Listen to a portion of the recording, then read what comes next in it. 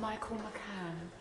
Thank you, Madam Deputy Speaker. This might be in danger of becoming a love-in, oh, thank you very much. The member of Devices was giving me open arms there, but I don't know if that's a route I want to go down. But anyway, if the taunt does break out on this issue, I for one will be delighted, because I've been contacted by a number of individuals and groups who have significant concerns about the impact of the retail distribution review.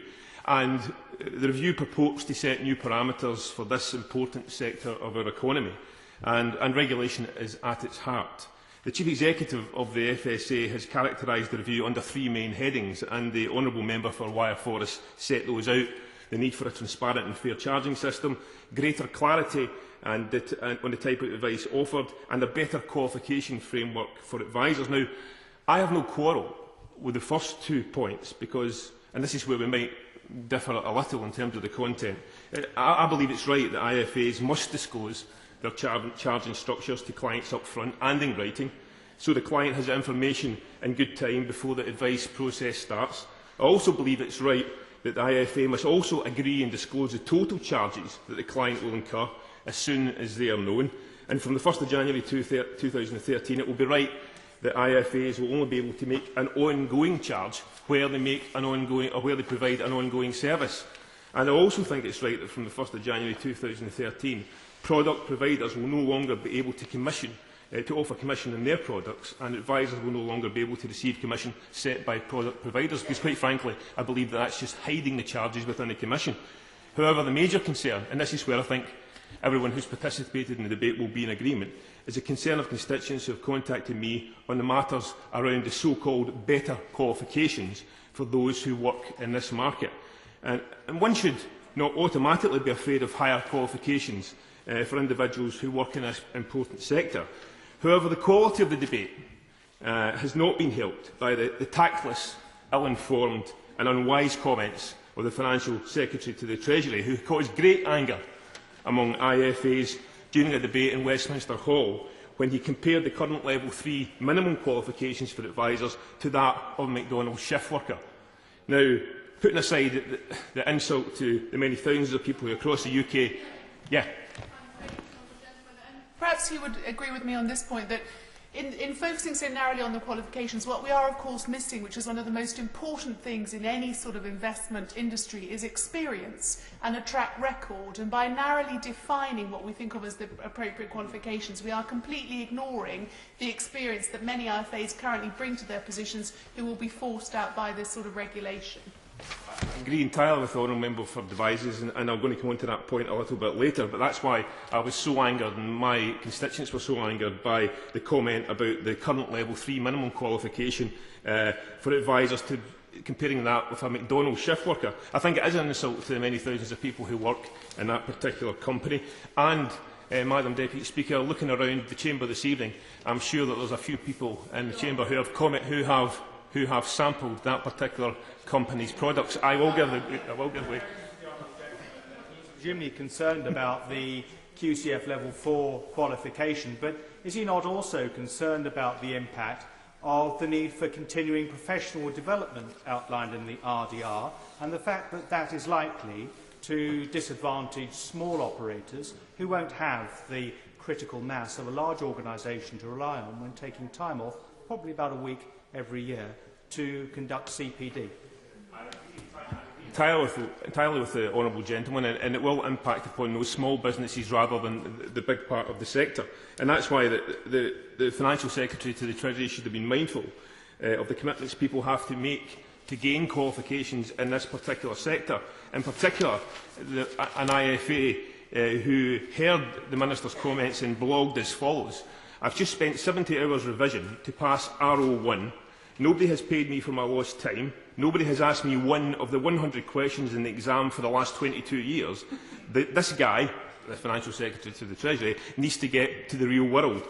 And that really leads me to my main contention, that the proposals and timetable to increase the qualifications needed to participate in this sector of the economy are not sensible. Madam Deputy Speaker, exams and qualifications in this sector of the economy are not new. But the proposal to introduce new rules which effectively force people to resit exams without taking account of their experience and, most importantly, their clean regulatory record is patently unfair. Moreover, the cost of revalidation will not be able to be absorbed by the sector itself, and instead, as other